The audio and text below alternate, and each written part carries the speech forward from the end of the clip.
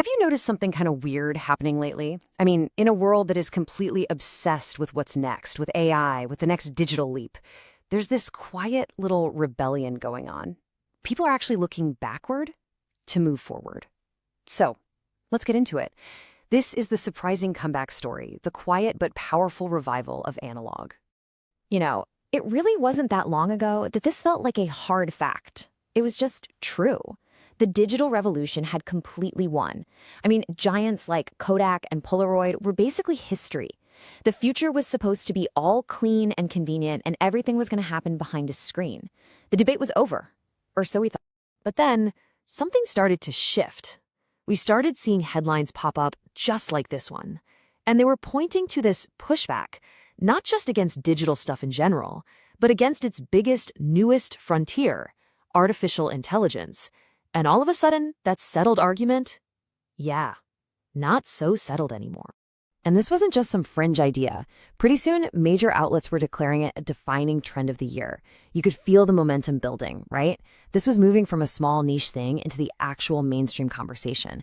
It was becoming clear that, wow, a real cultural shift was happening under our noses. Which brings us to the big question we're tackling today. Because this isn't just about being nostalgic for old gadgets. No, this is something deeper. It's a real shift in how people want to experience their own lives. So, what is it? Why are so many of us so drawn to unplugging right now?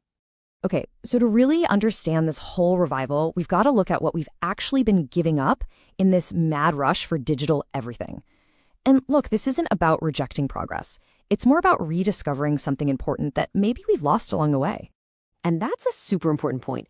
Nobody here is seriously suggesting we all go toss our smartphones in a river. I mean, they're amazing. They give us powers we couldn't even have imagined a few years ago. The real question is, what's the hidden cost? What's the price we're all paying for a life that's lived mostly through a screen? Just think about the actual difference between these two worlds. The digital world feels infinite, right? But it's almost entirely trapped in two senses, what we see and what we hear. And it's always through a piece of glass. The analog world, though, that's immediate. It hits all your senses. It's the weight of a real book in your hands, the smell of the paper, the actual crackle of a vinyl record before the music kicks in. It's something you can touch. It's tangible. It's real. So, what's really driving this? Well, it seems to be a bunch of things all hitting at once. A big one is what people are starting to call AI fatigue.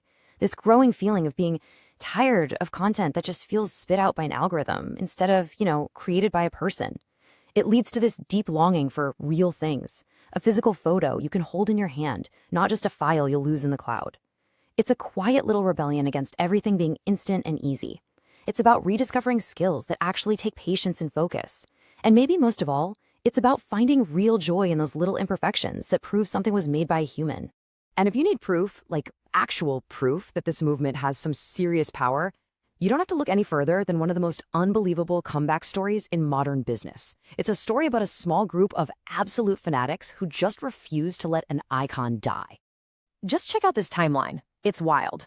Back in 2008, Polaroid was toast, done. But then, this tiny group of diehard fans bought the company's very last factory for next to nothing just to save it from being torn down. What happened next was this brutal 10-year struggle to literally reinvent an incredibly complex chemical formula that had been totally lost.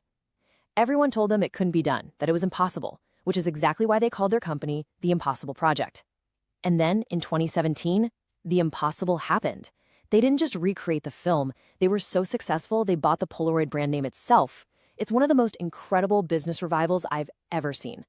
But look, this whole revival isn't just about these huge, impossible projects. It's also about the small intentional choices that any of us can make. So how can you actually bring a little bit more of that analog balance into your own life? Okay, here are 3 really simple but honestly super powerful ideas. First, reclaim those little in-between moments. When you're waiting in line for coffee, instead of grabbing your phone out of instinct, just don't. Just stand there. Let your mind wander. It's a small way to connect back to yourself. Second, give your eyes a rest. Pick one thing, a tree outside, a painting on your wall, whatever, and just look at it for 10 minutes. Let your eyes really focus on it.